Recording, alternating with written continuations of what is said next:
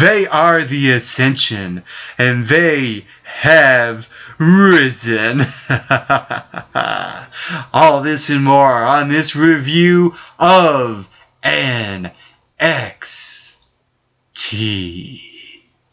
Rah!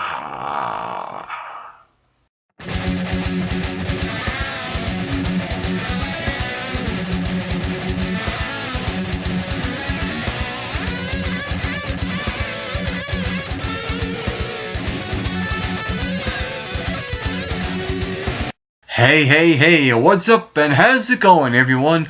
Well, I'm so glad that you have took your time to spend with me right here today on the MRB Wrestling Review Show. I'm your co-host, Mike McRock Wilson, and we just saw NXT from the Full Sail University in Orlando, Florida, and the show kicked off last night with a mixed tag team match. It was Summer Rae and her tag team partner, Fandango,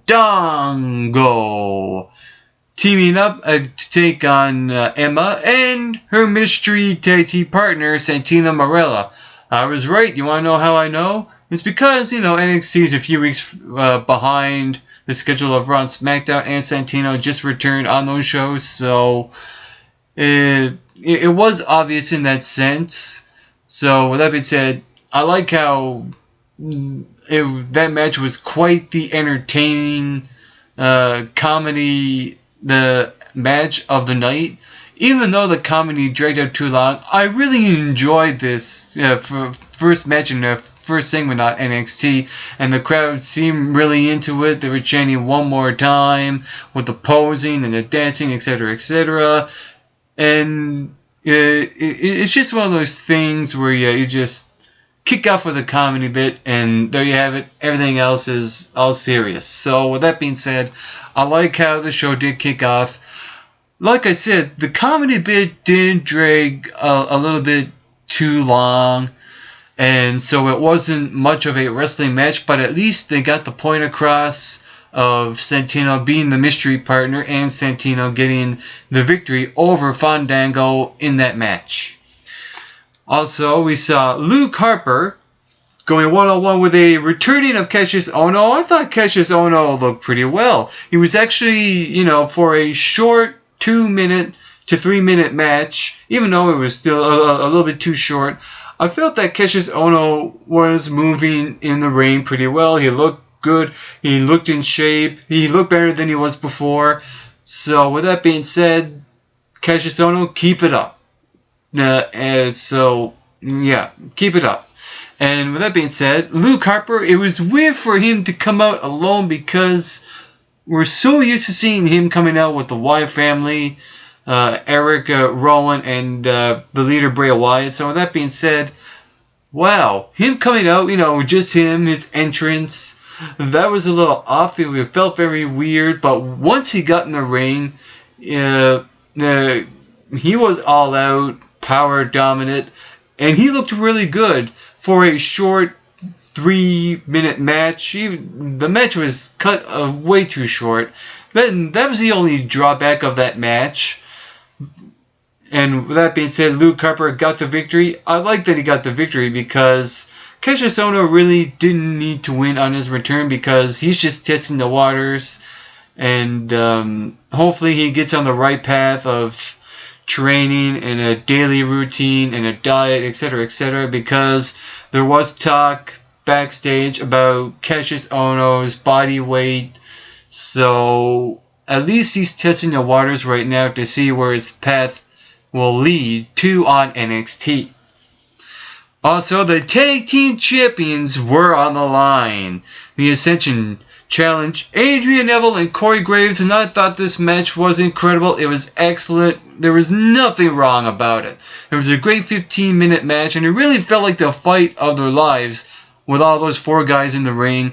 And the tag team work itself was absolutely incredible on both teams. There was a couple little rookie mistakes on the part of the Ascension, but at least they made the Ascension look great by the end of the match because the winner of the match and new NXT Tag Team Champions, Connor O'Brien and Rick Victor, the Ascension. And it's a long time coming, and it's about time that they got the tag team titles. And what I'd like to see now in the future, have Adrian Neville, Corey Graves. I know they will be called up eventually, but I like to wait it out, because what I really like to see is a scenario where they get a rematch and one of them costs the other the match by accident, and this build up to a one-on-one rivalry between Corey Graves and Adrian Neville will probably be a good angle, because both guys can benefit from this potential future one-on-one match if it does happen. If not, that's alright anyway, because those two guys look tremendous in that match. Even though they lost, they really benefited because of the fact that they will be called up eventually, and hopefully they will. And I think they'll have great careers, not only as a tag team, but as singles competitors, because really, Adrian Neville and Corey Graves really feel like two individuals that had to team up to be tag team champs. So they really don't feel like a team in that sense, but I understand that they had to be the champs for the Ascension to get the tag team titles. So it's a win-win situation on the part of both parties. So I'd like to see where this heads now with all these four guys. I think the Ascension right now were already the focal point anyway, ever since they came on NXT in the tag team division. And like I said, it's been a long time coming. I'm glad they're the tag team champions on NXT, and hopefully they have the ball now. Let's just hope that they run with it. And the main event, sort of, main event was a Bo Dallas Invitational. And the concept of an invitational, someone comes down, they wrestle, stuff happens, and maybe a few more people come out. This is one of those things. And the Bo Dallas Invitational started where nobody just came into the ring, and the match was only 15 seconds long, and he almost pinned the champ Bo Dallas, but then Bo Dallas came back and got the victory. It was only a few seconds long, and I really liked the audience chants throughout that first match, because they were chanting, this guy, and no one knows who it was.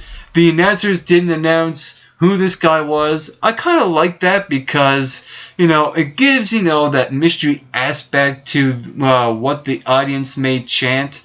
And we all know that the Full Sail University in Orlando, Florida fans will chant, the craziest things on that show, and that was just one of them, and it worked. And after that happened, we saw Leo Kruger come out, as well as Antonio Cesaro as well. I thought that was very interesting, because what happened was that both guys wanted to fight the champ, and Antonio Cesaro kind of stopped Leo Kruger. Leo Kruger kind of stopped Antonio, and they both go at it. And it was something that I'd never really seen before. It was something really cool, neat, new, and fresh, where you see two guys just battling out, and the champ is just not doing anything at all. So just those little things like that I really enjoyed. Even though Bo Dallas I can't stand the guy at all. I liked the way he reacted to that situation, where he just let those two guys go at it and not do a thing until Antonio Cesaro took out Leo Kruger outside the ring, and then Bo Dallas from behind took out Antonio Cesaro. And that part of that segment was just absolutely great, and I thought. And then we saw this guy come out with a mask on and this wardrobe, and he really looked familiar. It was very El Generico, if you get what I'm saying, because what happened was that this also ended quick, much like the first opponent Bo Dallas had in the ring. So what happened was this guy nails his kick, and we already knew who it was anyway, even when he came out. So they were chanting, ole, ole, ole, ole, ole, ole. So with that being said, this masked guy pinned Bo Dallas, And when he revealed his mask, I like how he done it. He waited just for a sec, and then he took it off.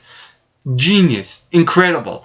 And I love that angle into this build-up into this championship match upcoming in just 2 weeks' time. It will be Sami Zayn versus Bo Dallas. I hope this is the match where Sami Zayn wins the NXT championship, because he just goes way over with the audience in the Full Sail University in Orlando, Florida. And I'll just leave it at that. That was my review of NXT for the MRB Wrestling Review Show. I'm your co-host, Mike McRock Wilson. And to all you viewers watching, get plenty of rest and always do your best.